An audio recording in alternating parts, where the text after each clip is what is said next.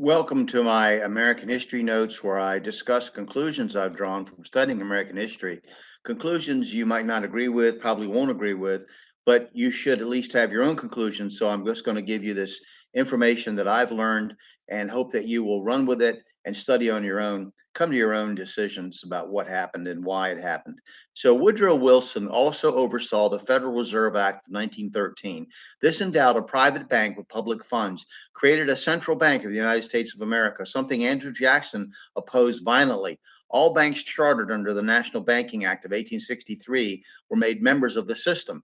This highly controversial act is of questionable constitutional foundation, according to some, and simply good policy, according to others. In his book, The Creature from Jekyll Island, author G. Edward Griffin complained that the Federal Reserve System is a banking cartel founded by some of the world's most powerful men based on a meeting on Jekyll Island, Georgia in 1910. Wilson's overhaul of America to suit his vision continued with much social legislation, more so than any president up to his time. This included the establishment of the Federal Trade Commission to regulate business, the Clayton antitrust law to strengthen government authority to resist monopolies, the Seamen's Act to provide greater integrity for sailors, safety for sailors, child labor legislation and government loans to farmers. And I'm going to discuss child labor and labor conditions in general, along with banking and finance, later. Wilson ignored, however, the plight of blacks in their efforts to get a level playing field.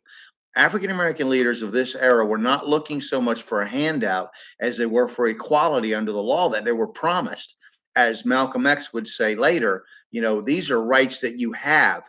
They're yours to take and exercise, not the white person's, not the white man's to deny you. Booker T. Washington and others were distressed that Wilson did nothing to stop segregation rules in federal departments and agencies as Southern Democrats followed Wilson to power.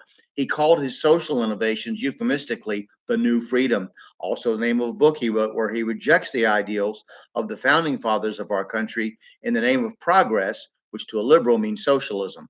The income tax was one of the basic tenets of Marxist The Communist Manifesto, which is free to read online in a number of sources. And you can read Wilson and Marxist propaganda pieces online for free at the Project Gutenberg.